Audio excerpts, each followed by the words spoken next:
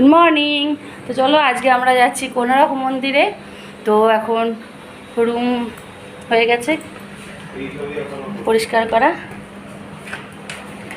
এরপরে যাব। চলো যাওয়া যাক। দাও ওই ব্যাগটা দাও আমাকে। চলো কোনারক যাবো, কোনারকও তোমাদের সঙ্গে নিয়ে যাব। চলো টাটা।